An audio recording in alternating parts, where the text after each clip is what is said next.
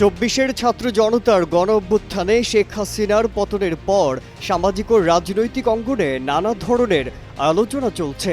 দেশের বুদ্ধিজীবী, কবি, লেখক, কলামিস্টরা রাজনৈতিক অর্থনৈতিক সংস্কার ও বিগত সরকারের অনিয়ম নিয়ে সোচ্চার হয়েছেন। তাদের মধ্যে একজন হলেন কলামিস্ট ও গবেষক ফরহাদ মাজহার।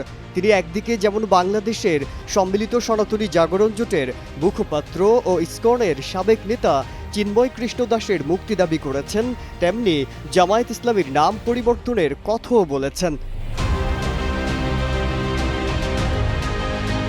একই সঙ্গে তিনি আরও বলেছেন, গেল ১৫ বছরে জামায়াতের ১১ জন নেতাকে ফাঁসি দেওয়ার বিষয়টি মানবাধিকার লঙ্ঘনের সঙ্গে তুলনা করেছেন।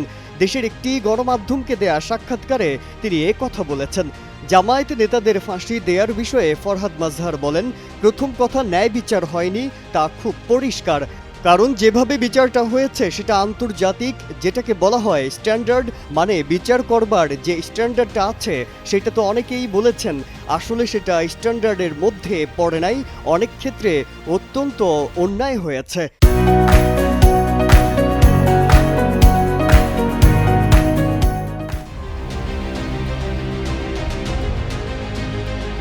ফরহাদ মাজহার বলেন, যখন একজনকে একটা রায় দেন বা রায় দেওয়া হয়ে গিয়েছে, তারপরে আপনি আবার আইন বদলিয়ে তাকে ফাঁসি দেওয়ার জন্য আইন বদলান এবং তাকে ফাঁসির কাস্টে ঝুলান, এটা কোনো আইনে, পৃথিবীর কোনো আইনে এটা গ্রহণযোগ্য হতে পারে না। ফলে ফরহাদ মাজহার বলেন যে তথাকথিত আন্তর্জাতিক আদালতে যে বিচারটা হয়েছে এটা ন্যায় বিচারের স্বার্থে আবার রিভিউ করা উচিত, ন্যায় বিচারের স্বার্থে আরও রিভিউ করা উচিত। তিনি আরও বলেন, জামায়াত ইসলামী তো এই অপরাধ থেকে মুক্তি পেতে পারে না। ইতিহাসের দিক থেকে, আইনের দিক থেকে সেটা ভিন্ন প্রশ্ন। দ্বিতীয় হচ্ছে, কথা খুব পরিষ্কার বলতে চাই, এদেশে বাঙালি জাতিবাদী ফ্যাসিজম গড়ে উঠেছে যেহেতু জামায়াত ইসলামী ছিল বলে, এটা বুঝতে হবে।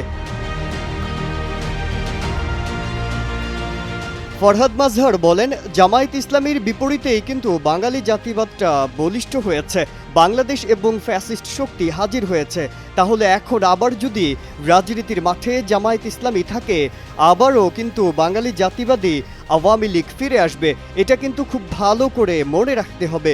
ফলে তিনি মনে করেন, জামায়াত ইসলামী যদি সত্যিকার অর্থে না চায় আবার আওয়ামী ফ্যাসিস্টরা ফিরে আসুক, তাদের উচিত হবে অবিলম্বে তাদের নাম পরিবর্তন করা। মাজহারুল আলম, কালের কণ্ঠ।